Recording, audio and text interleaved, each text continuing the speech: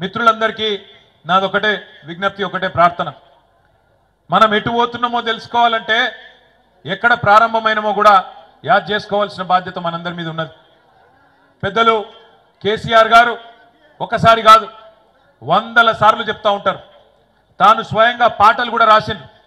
ఎందుకంటే 1948 నుంచి 56 వరకు 8 ఏళ్ళు ఒక ప్రత్యేక రాష్ట్రంగా ఉన్న తెలంగాణ, ఆనాడు పేరు వేరు కావచ్చు, హైదరాబాద్ రాష్ట్రం పేరిట 8 ఏళ్ళు ప్రత్యేక రాష్ట్రంగా ఉన్న తెలంగాణ ఆనాడు ఇష్టం లేని బలవంతపు పెళ్లిలో భాగమై ఒక అమాయకపు పిల్ల పెళ్లి ఒక అతి హుషారైన పిల్లగాంతో జరుగుతుంది అని స్వయంగా ఆనాటి అప్పటి ప్రధానమంత్రి జవహర్లాల్ నెహ్రూ గారు నిజామాబాద్లోని ఖలీల్వాడి మైదానంలో చెప్పిండు. ఆజ్ एक मासूम बच्ची की शादी एक नटखट लड़के के साथ हो रही है. अगर ये मिलाप अच्छा चला तो अच्छी बात है, वरना जब चाहे तब तलाक ले सकते हैं అంటే ఎప్పుడు కావాలంటే అప్పుడు విడాకులు తీసుకోవచ్చు అని చెప్పిన మాట. ఆనాడు ఇష్టం లేని పెళ్లి చేసింది కాంగ్రెస్ పార్టీదే. ఆ తప్పు చేసింది కాంగ్రెస్. 1956 నుంచి 68 వరకు అడుగడుగున అన్యాయం జరిగితే 68లోనే మరల పడ్డది తెలంగాణ. 1968లో ప్రారంభమైన ఉద్యమం 71 వరకు 3 సంవత్సరాల పాటు అద్భుతంగా సాగింది. కరీంనగర్ కావచ్చు, తెలంగాణలోని ఆనాటి 10 జిల్లాలు కావచ్చు, అద్భుతంగా కదిలినాయి.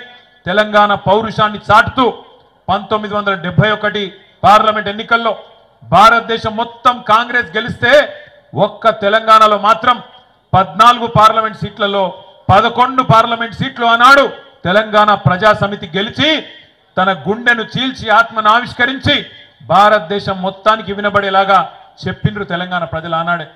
370 మంది తొలి దశ అమరుల సాక్షిగా 11 సీట్లనిచ్చి మా తెలంగాణ మాకు కావాలే అని స్పష్టంగా దేశ రాజకీయ వ్యవస్థకు చెప్పిండ్రు.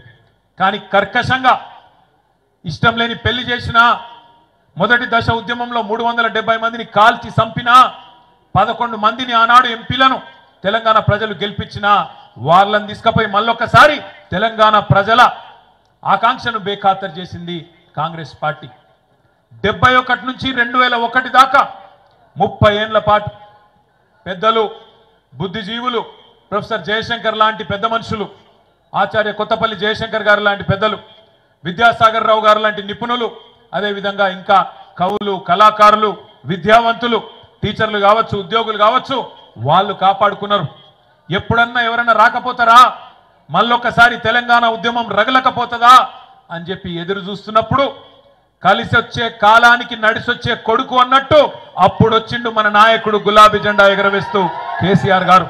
ఇదే కరీంనగర్లో రణనినాదం చేసి సింహగర్జన చేసి తెలంగాణకు తిరిగి మలి దశ ఉద్యమానికి ఒక రాజకీయ రూపాన్ని కల్పించి గులాబీ జెండా ఎగరేసి తెలంగాణ వచ్చుడో కేసీఆర్ సచ్చుడో, మీరు అవసరమైతే నేను కనుక ఉద్యమం నుంచి తప్పుకుంటే రాళ్లతోని కొట్టి చంపే అధికారం మీకు నేను ఇస్తున్నా అని ఆనాడు సింహగర్జనలోనే కరీంనగర్ వేదికగా ప్రకటించిన నాయకుడు కేసీఆర్ గారు.